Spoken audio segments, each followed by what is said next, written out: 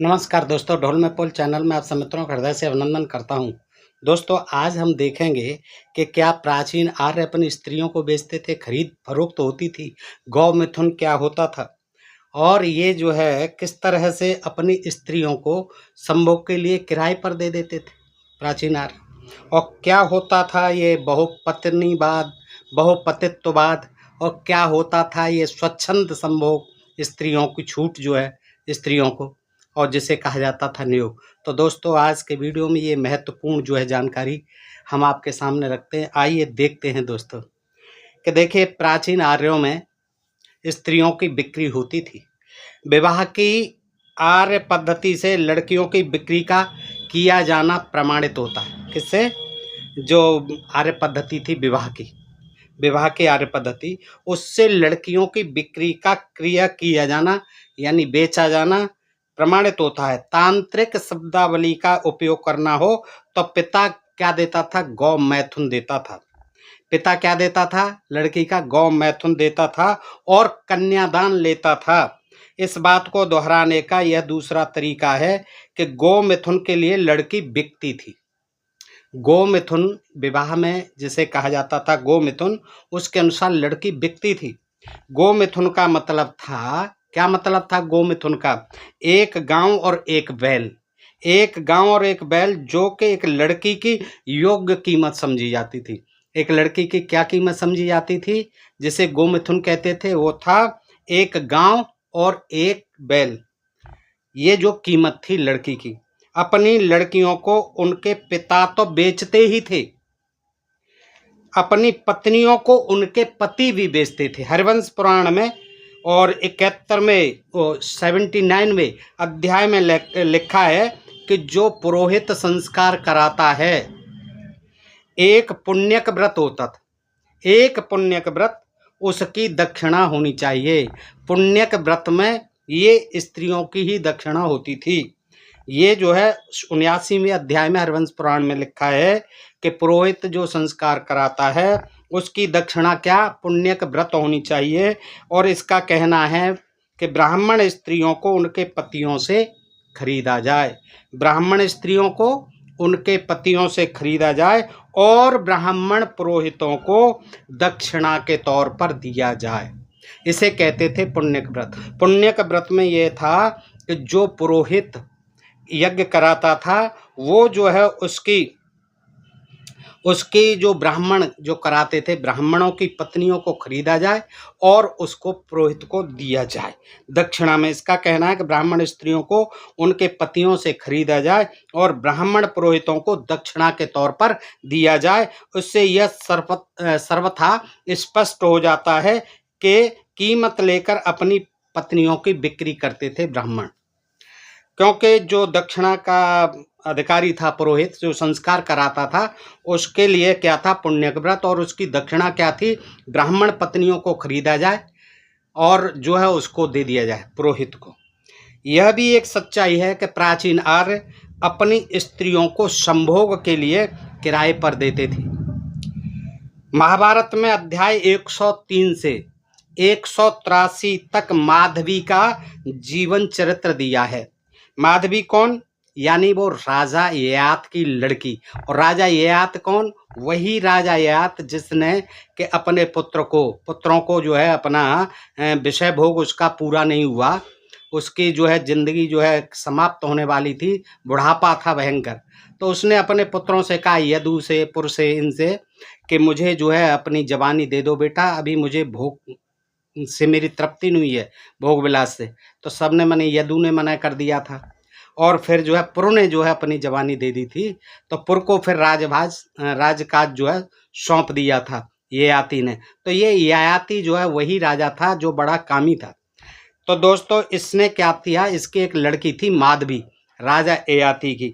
तो इसकी जो है ययाति ने उसे किसी को दी जाने वाली दक्षिणा के तौर पर गलवा को सौंप दिया। गलवा ऋषि थे, गालव ऋषि भी जिन्हें कहा गया है, जिनको के पशु यज्ञ के लिए यज्ञ पशु ले जाया जा रहा था। तो उनके गले में जो रस्सी पड़ी थी वो बंधी हुई थी, तो उसके नाम पर ही इनका जो है गालव नाम पड़ गया था बचपन में।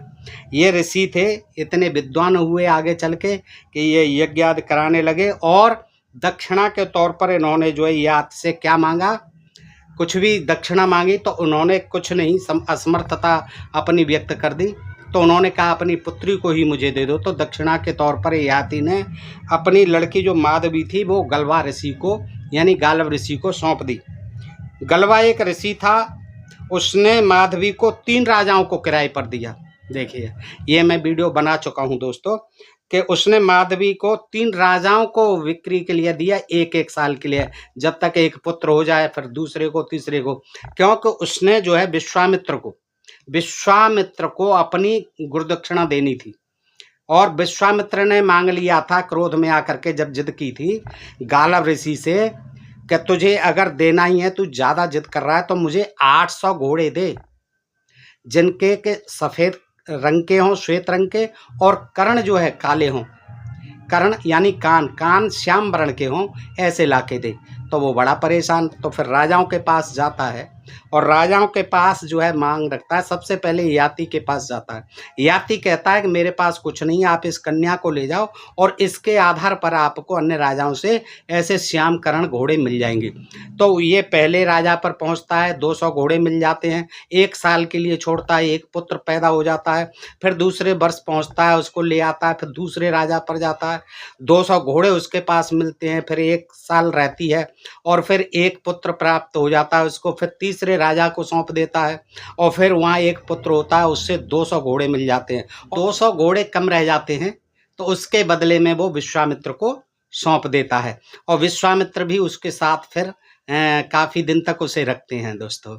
और फिर बाद में गालव ऋषि को दे देता है, फिर गालव जो है बाद में फिर ययाति को सौंप देता है। तो इस तरह की ये माधवी की कहानी आती है अध्याय महाभारत अध्याय 103 से 183 तक। अब क्या, उसने माधवी को 3 राजाओं को किराए पर दिया, एक राजा के बाद दूसरे राजा को, किंतु केवल उतने समय के लिए जितने समय में वह माँ बन सके। तीनों राजाओं की बारी हो चुकने पर गलवा ने उसे अपने गुरु विश्वामित्र को सौंप दिया और विश्वामित्र ने उसे अपने पास रखा और बाद में उसे गलवा को वापस सौंप दिया। गलवा ने उसे उसके पिता ययाति को पुनः सौंप दिया। देखिए बेचारी को कितना जो है झंझट झेलना पड़ा, आप देख सकते हैं। और अब देखते हैं प्राचीन आर्यों में बहुपतित्व क्या होता था, बहुपत्नीत्व प्रथा क्या थी। तो उसके लिए आप देखेंगे कि यह बात इतनी अधिक प्रसिद्ध है, बहुपत्नीवाद और बहुपतित्ववाद, कि इसे प्रमाणित करने के लिए किन्हीं घटना विशेषों का उल्लेख करना बेकार है।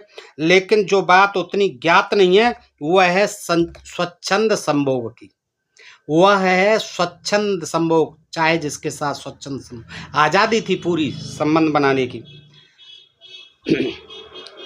अच्छा, संभोग के संबंध में स्वच्छंदता अनायास प्रकट हो जाती है जब हम नियोग के नियमों का अध्ययन करते हैं। किसका? नियोग के नियमों का अध्ययन करते हैं। नियोग आर्यों की एक ऐसी व्यवस्था थी जिसके अधीन कोई भी विवाहित स्त्री किसी भी ऐसे आदमी को जो उसका पति नहीं, संतानोत्पत्ति करने के निमित्त नियोग के लिए कह सकती थी। ऐसी कोई भी स्त्री जिसके संतान नहीं थी, यानी जो संतानहीन थी, किसी भी पुरुष को संतान पैदा करने के लिए कह सकती थी। ये स्वच्छंदता थी आर्यों को, आर्यों की पत्नियों के लिए। इस पद्धति का परिणाम यह हुआ कि संभोग को लेकर संपूर्ण स्वच्छंदता क्योंकि यह अमर्यादित थी। पहली बात तो यह कि स्त्री चाहे नियोग करा सकती थी, संख्या के विषय में कोई नियम था ही नहीं, कितने ही पुरुष कर सकती थी दूसरे पुरुषों से। मधुत्व के लिए एक ही नियम था, अंबिका का एक नियोग वास्तविक था और दूसरा अभी प्रस्तावित था, अंबिका से, व्यास ऋषि से हुआ, अंबिका और अंबालिका का। और सरदंडमानी के लिए 3 नियोग थे। पांडु ने अपनी पत्नी कुंती को 4 नियोगों की अनुमति दी थी। देखिए 4 पुत्र की अनुमति दी थी पांडु ने अपनी पत्नी कुंती को, क्योंकि पांडु जो है पैदा नहीं कर सकता था, उसे शाप था, वैसे भी पांडु रोगी था और हिरणी का और ऋषि का शाप था। जब हिरणी से संभोग कर रहे थे, बाण लग गया था ऋषि को, तो ऋषि ने शाप दिया था कि तुम भी जो है जब भी अपनी पत्नी से संभोग करोगे तो मर जाओगे, ये शाप दिया था। इसलिए पांडु जो दूर रहता था, वो अपनी कुंती और माद्री से संभोग नहीं करता था। वैसे भी वो पांडु रोगी था, इसलिए असमर्थ था संतान उत्पत्ति में। तो उसने कुंती को जो है अपने पुत्रों से नियोग करवाया और यही जो है इंद्र से अर्जुन और वायु से भीमसेन और उससे मारुति मर्तों से वो जो है सहदेव और नकुल, ये इस तरह से पैदा, धर्मराज से वो युधिष्ठिर, इस तरह से ये उसके माध्यम से ही पैदा हुए थे। और बिलिसत्व को 7 नियोगों की अनुमति थी। और बलि के बारे में जानकारी है कि उसने 17 नियोग कराए थे। बलि ने 17 नियोग कराए थे। 11 नियोग पहली पत्नी से और 6 नियोग दूसरी पत्नी से। जैसे नियोग करने वालों की संख्या के बारे में कोई नियम नहीं था, इसी प्रकार किसी भी निश्चित परिभाषा नहीं थी कि नियोग की कौन अधिकारिणी है।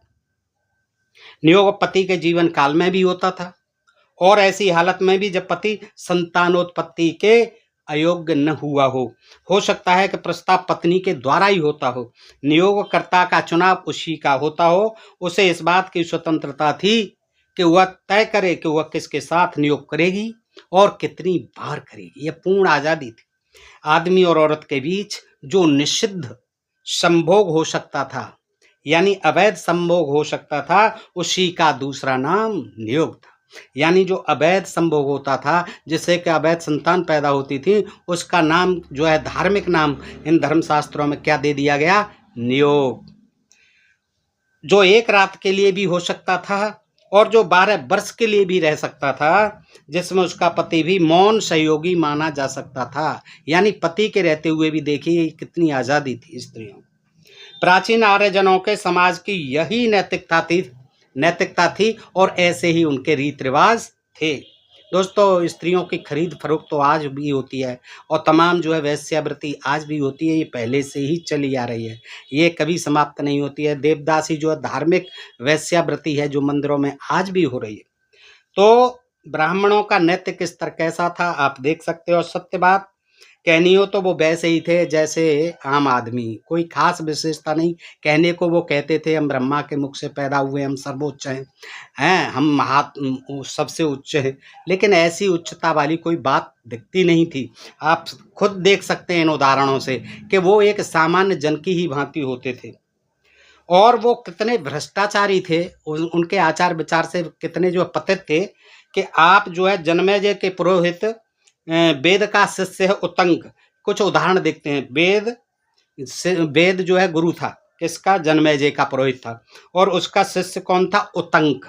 उत्तंक जो है वेद की पत्नी बड़ी शांति के साथ, यानी गुरु की पत्नी, गुरु वेद की पत्नी अपने शिष्य उत्तंक के साथ शांति से उत्तंक से याचना करती है कि वह उसके पति का स्थान ले ले, यानी वो मेरा पति बन जाए। गुरु की पत्नी कह रही है, वेद की पत्नी कह रही है, किससे? उत्तंक से, शिष्य से। वह उसे पुण्य अर्जन करने के लिए, पुण्य कमाने के लिए ऐसा करने को कहती है। इसी प्रकरण में एक दूसरा उदाहरण उद्दालक की पत्नी का दिया जा सकता है। उद्दालक भी गुरु हुआ करते थे। वह स्वेच्छा से या निमंत्रित होने पर किसी भी ब्राह्मण के पास जा सकती थी। किसकी पत्नी? उद्दालक की पत्नी। किसी भी ब्राह्मण के साथ स्वेच्छा से या नियंत्रित होने पर भी जा सकती थी, निमंत्रित होने पर। इस नियमित छूट के उदाहरण है जो ब्राह्मण स्त्रियों को दी गई थी। जटिल गौतमी, जटिला जैसे कहते हैं, जटिला गौतमी ब्राह्मणी स्त्री थी एक। उसके 7 पति थे। कितने पति थे? 7 पति थे। और कहाँ जो है गुणगान गाए जाते हैं 5 पति वाली द्रौपदी के, जो सभी के सभी ऋषि थे, 7 पति। किसके? जटिला गौतमी ब्राह्मणी थी। महाभारत का कहना है कि अपने 5 पतियों में फंसी द्रौपदी की नागरिक लोग प्रशंसा कर रहे थे और 7 पतियों वाली जटिला गौतमी से उसकी तुलना कर रहे थे कि हाँ देखिए वो भी तो है 5 पतियों वाली, ये जटिला गौतमी 7 पतियों वाली है, कितनी भाग्यशाली है ये। ममता उतथ्य की पत्नी थी, जो बृहस्पति का बड़ा भाई था उतथ्य। ममता उतथ्य की पत्नी थी, लेकिन उतथ्य का भाई, देवताओं का गुरु बृहस्पति भी बिना खटके इसके समीप आ जा सकता था, यानी खुली छूट थी। बड़े भाई की पत्नी के साथ जो है वो खुली छूट थी उसको, बृहस्पति को, जो देवताओं का गुरु था। ममता ने एक ही बार उसके प्रस्ताव को अमान्य किया, वैसे कोई अमान्य नहीं किया, एक बार ही अमान्य किया, जबकि एक विकट परिस्थिति थी। तब उसने, ममता ने उसको, बृहस्पति को एक बार रोका था। कब? कि कि उसने कहा कि वह गर्भिणी है, उसके पहले से ही गर्भ था, गर्भिणी है, इसलिए वह प्रतीक्षा करे, कुछ दिन रुक जाए। वह यह नहीं कहती कि उसके समीप आना अनुचित था या गैर कानूनी था। अंत में जो है बृहस्पति उस गर्भवती से अपनी भाभी से संभोग करता है और उससे भी बच्चा पैदा होता है। दीर्घतमा जिसे कहते हैं और भरद्वाज जिसे कहते हैं, 2 बच्चे पैदा हुए। जब हम इस तरह की चीज़ें पढ़ते हैं इन धर्मशास्त्रों में, तो हम ब्राह्मणों की, ऋषियों की, वो हमें जो है प्राचीन ऋषियों की और आर्य ब्राह्मणों की, हमें जो है संस्कृति और नैतिकता की जो है बात मालूम पड़ती है और वो देखने को मिलती है कि ऋषियों में पशुत्व की कमी नहीं थी। आप देख रहे हैं कितने गिरे हुए थे, कितने पतित थे, ये नैतिक और कितने सदाचारी थे दोस्तों।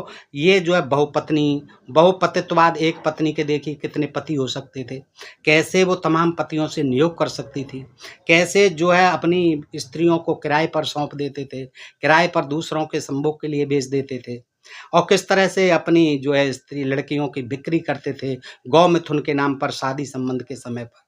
तो दोस्तों ये जानकारी आपको कैसी लगी बताइए। अच्छी लगी हो तो अपने मित्रों में अधिकाधिक शेयर करें और अपने प्रिय चैनल ढोल में पोल को सब्सक्राइब करते रहें। फिर मिलते हैं ऐसे ही किसी अन्य जानकारी के साथ अगले वीडियो में। तब तक आप सब मित्रों का हृदय से आभार, नमस्कार, जय भीम, जय भारत, नमो बुद्ध।